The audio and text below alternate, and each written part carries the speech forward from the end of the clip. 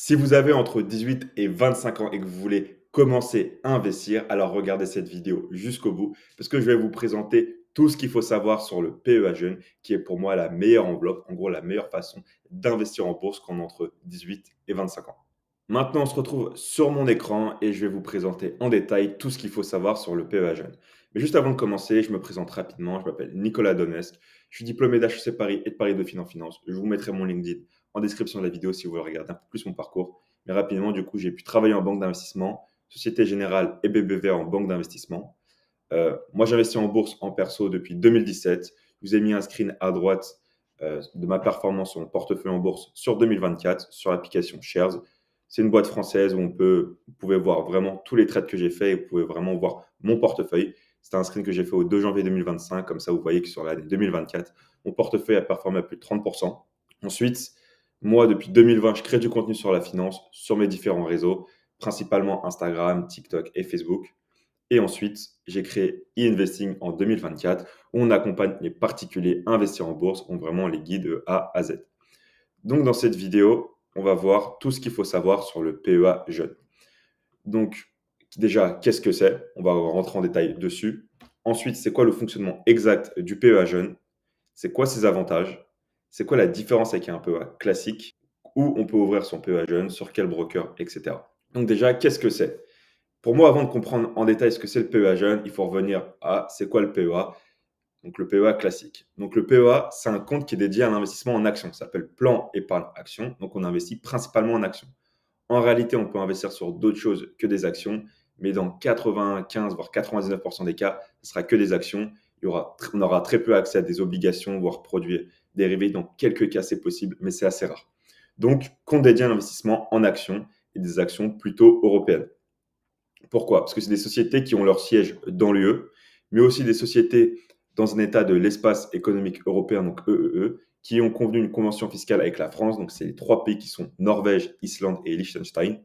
Ensuite, pour les produits qu'on peut avoir, donc les actions, comme je l'ai dit, mais aussi on peut avoir des produits avec des fonds, donc les fonds passifs, donc des ETF qui suivent des indices, mais aussi des fonds actifs, donc des OPCVM, et qui ont au moins 75% d'actions éligibles au PEA.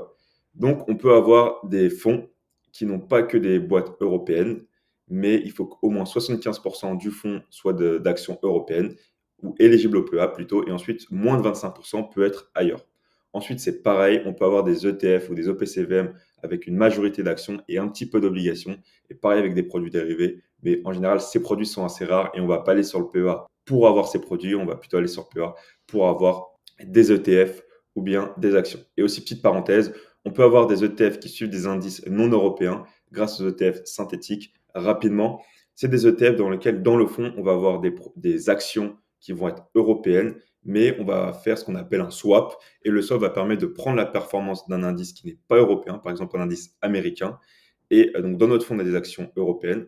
Avec le swap, on va chercher la performance d'actions d'un indice non européen. Et donc, même si dans le fond, on a des actions européennes, on va avoir une performance qui est, elle, non européenne d'un autre indice. Donc, avec les ETF synthétiques, on peut répliquer des indices qui sont non européens.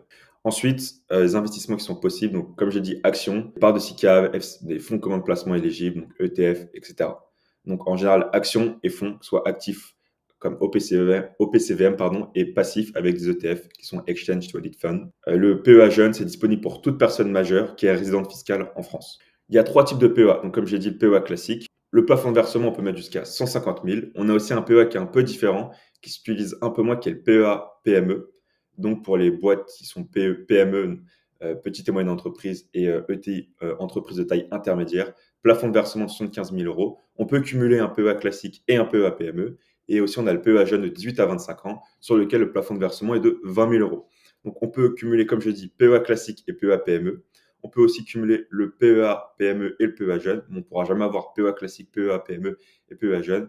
Et aussi, il y a d'autres conditions qu'on verra dans la suite de la vidéo qui expliquent comment on va pouvoir passer d'un PEA jeune à PEA classique. Mais rapidement, on ne peut jamais avoir les trois en même temps, soit PEA classique et PEA PME, soit PEA PME et PEA jeune. Ensuite, comme j'ai dit, les fonds peuvent être investis dans des actions d'entreprises européennes par de fonds communs de placement et certains ETF via la réplication synthétique qui ne sont non européens. Et dans le PEA, que ce soit jeune, classique ou PME, c'est impossible d'avoir des fractions. Sur les comptes titres, souvent sur les nouveaux comptes titres, on peut avoir par exemple un dixième d'une action d'une action Apple, un dixième d'un ETF du S&P 500, du monde, etc.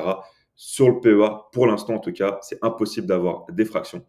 Aussi, on ne pourra pas avoir de position à découvert, on ne pourra pas parier sur la baisse de cours, parier avec des produits dérivés.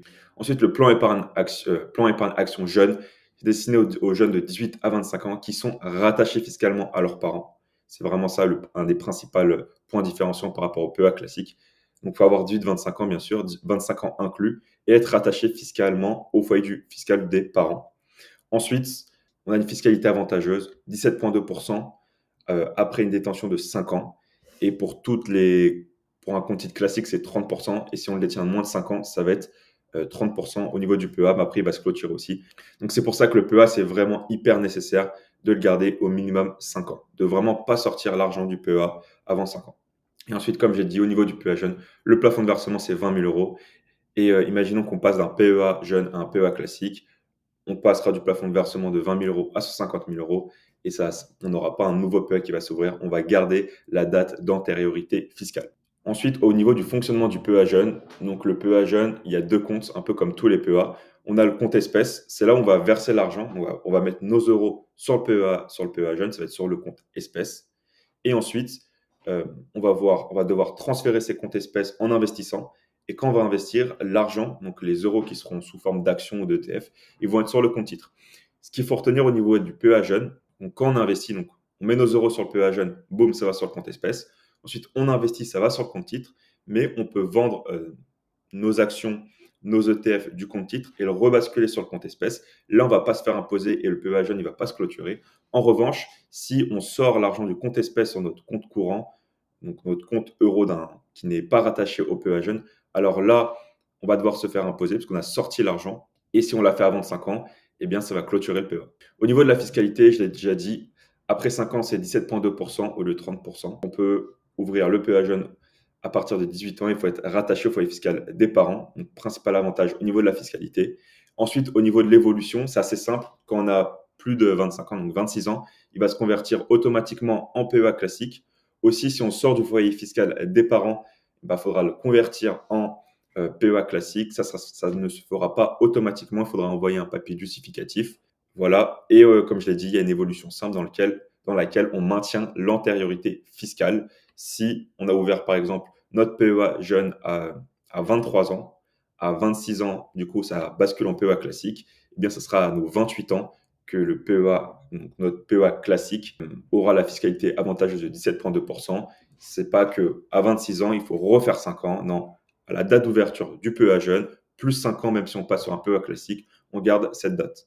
Donc, au niveau des différences, donc, déjà, il y a beaucoup de similitudes au niveau du fonctionnement global, des choix d'investissement, etc. Principale différence, il y en a deux. Premièrement, c'est le plafond de versement, c'est que 20 000 euros, c'est pas beaucoup. Mais qu'en étudiant, on gagne pas des mille et des cents. Donc, si on est toujours étudiant pendant la période de 18 à 25 ans, ce sera amplement suffisant.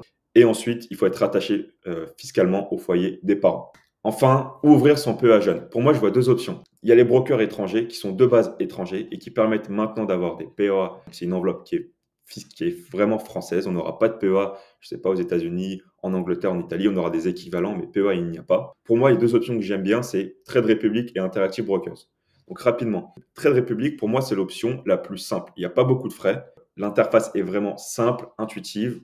Et donc voilà, pour résumer, c'est hyper simple. Les frais sont faibles, mais on n'aura pas vraiment toutes les fonctionnalités les plus avancées, tous les actifs disponibles. Mais si on veut faire simple, pas se prendre la tête et un peu oublier nos investissements, Trade Republic. Si on veut vraiment tout optimiser, avoir les frais les moins élevés possibles, avoir le plus d'outils d'analyse, ce sera Interactive Brokers. Interactive Brokers, c'est un outil plus avancé, l'interface est moins intuitive. Donc voilà, si on veut faire simple, Trade Republic. Si on veut plus compliqué, avoir plus d'outils d'analyse, ce sera Interactive Brokers. Au niveau des frais, c'est assez similaire. Ensuite, la deuxième option que j'aime bien, c'est les brokers français. Pour moi, avant qu'il y ait eu l'ouverture des PEA de Interactive Brokers et Trade Republic, on n'avait que ça, donc c'était vraiment la seule solution. Donc, Bourse Direct, Fortuneo et Boursorama, donc des banques françaises. Si vous avez peur au niveau des banques étrangères, Trade Republic qui est allemand et Interactive Brokers qui est de mémoire une boîte américaine. Et si vous préférez des boîtes françaises, vous avez ces trois-là.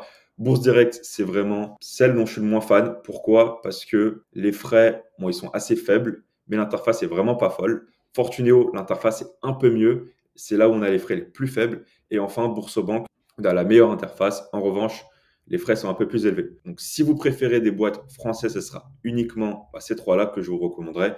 Ne pas passer sur des banques classiques, parce que là, au niveau des frais, vous allez payer hyper cher. Mais je vous dirais, en ce moment, il y a des boîtes internationales qui proposent des PEA avec des frais hyper faibles, des interfaces vraiment bien. Donc, je vous recommanderais plutôt d'aller sur Trade Republic ou Interactive Brokers. Je ne suis pas commissionné. En description, il n'y aura aucun lien d'affiliation. Je vous dis juste ça de mon retour d'expérience. Que actuellement, si j'avais 18 ans et que je devais ouvrir un PEA jeune, j'irais sur soit Trade Republic, soit Interactive Brokers. Et Trade Republic parce que c'est simple et c'est intuitif.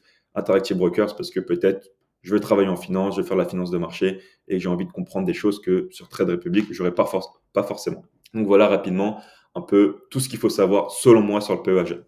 Et si vous voulez vraiment investir, vous former pour investir en bourse, donc là dans cette vidéo, on a vu sur quel compte le faire. Mais si vous voulez vraiment mettre en place un portefeuille d'investissement, savoir quoi faire et quoi ne pas faire, quels actifs choisir, j'ai fait une formation gratuite pour investir en bourse, pour vous permettre, donc pour toute personne qui souhaite assurer sa sécurité financière, de devenir financièrement autonome grâce à la bourse. Et ça, il n'y a pas besoin d'être un pro de la finance, il n'y a pas besoin d'avoir fait HEC ou d'avoir travaillé en banque d'investissement pour savoir le faire. Et donc, dans cette formation, je vous explique tout ce qu'il faut savoir sur un programme un peu de 7 semaines pour vous permettre de constituer votre portefeuille, construire votre empire patrimonial, développer des revenus passifs et tout ça grâce à la bourse. Donc, si ça vous intéresse, il y a la formation qui est disponible dans le lien de la description, la vidéo YouTube.